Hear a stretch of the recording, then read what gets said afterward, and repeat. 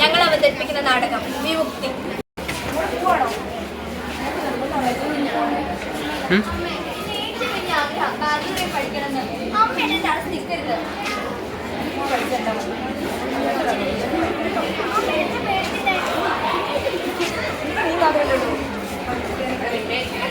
ഇങ്ങനെ പേടിച്ചല്ലേ?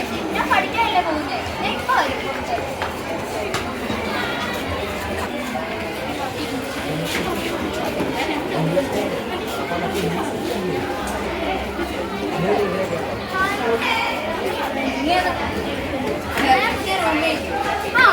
പറഞ്ഞായിരുന്നു.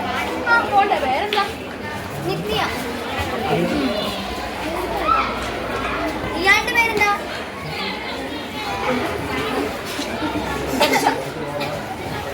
നിർത്താമോ? എന്റെ കൈ ഞാൻ പഠിക്കാൻ എന്നെ കൊണ്ട് ഇത് പറ്റില്ല. ആദ്യമായിട്ട് എനിക്ക് വേണ്ട. പിടിക്ക്. എനിക്ക് വേണ്ട. പിടിക്ക്. ആദ്യമായിട്ട് വലിക്കണോണ്ടാ. എനിക്കൊന്നും വേണ്ട. വലിക്കണി. എനിക്ക് വേണ്ടതല്ലേ ഞാൻ പറഞ്ഞേ. വലിക്കാനല്ലേ ഞാൻ പറഞ്ഞേ.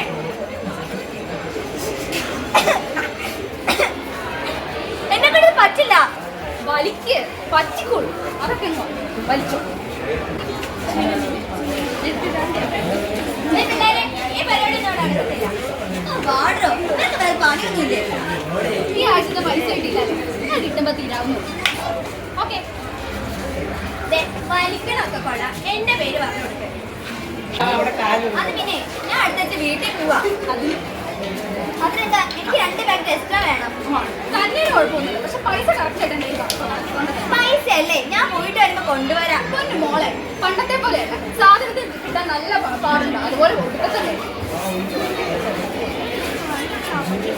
തൽക്കാലം ഇത് വെക്ക്. അമ്മേ വന്നോ? പറയാലോ. എനിക്ക് പറയാൻ തോന്നിയില്ല. എനിക്ക് എന്താ പറഞ്ഞ ഞാൻ അന്നിന്ന് ഒരേപോലെ തന്നെയാ. ആ വിശക്കുന്നുണ്ട്.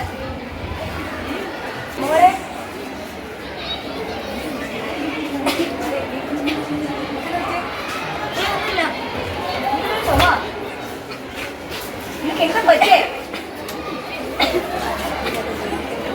നിനക്ക് എന്താ പറ്റേ?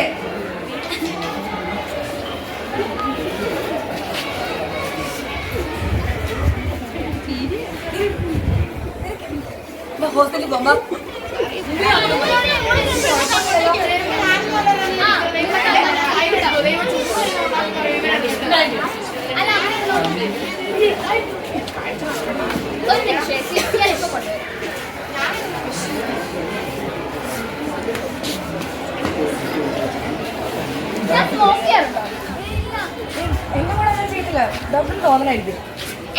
സ്മോക്ക് ചെയ്യാൻ ആർക്കും ഇത്ര സിവിയർ ആയിട്ടൊരു കണ്ടീഷൻ വരില്ല. ഇപ്പൊ തന്നെ നിർത്തിയാ നിനക്ക് കൊള്ളാം. സത്യാണോ? ഇല്ല അമ്മ, ഞാൻ വലിക്കാറില്ല. കൊള്ളം പറയരുത്.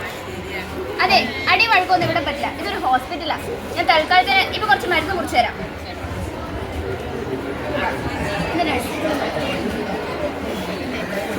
പുകവലി നിർത്തിയാ നിനക്ക് കൊള്ളാം. എനിക്കിനൊന്നും ചെയ്യാൻ പറ്റില്ല. എന്തൊക്കെയാണ് കേക്കണേ? നീ എന്തൊക്കെ കാണിച്ചു വിടറേ? നിർത്തിക്കൂടെ? അമ്മേ എന്നോട് ക്ഷമിക്കാൻ ചെയ്യത്തില്ല. ഈ അബദ്ധം പറ്റിപ്പോയതാ. ഞാൻ ക്ഷമിക്കാം. നീ ചെയ്യണത് അമ്മേനോട് ക്ഷമിക്കാൻ ഞാൻ ചെയ്യത്തില്ല. നീ മാത്രമല്ലേ ഉള്ളൂ ചെയ്യുന്നേ. പുകവലി ആരോഗ്യത്തിന് ഹാനികരം. പുക നിറഞ്ഞ ജീവിതമല്ല, പ്രകാശം നിറഞ്ഞ ജീവിതമാണ് നമുക്ക് വേണ്ടത്. പുകയിലെ തടുക്കാം, ജീവിക്കാം. അതിനായി നമുക്ക് കൈകോർക്കാം.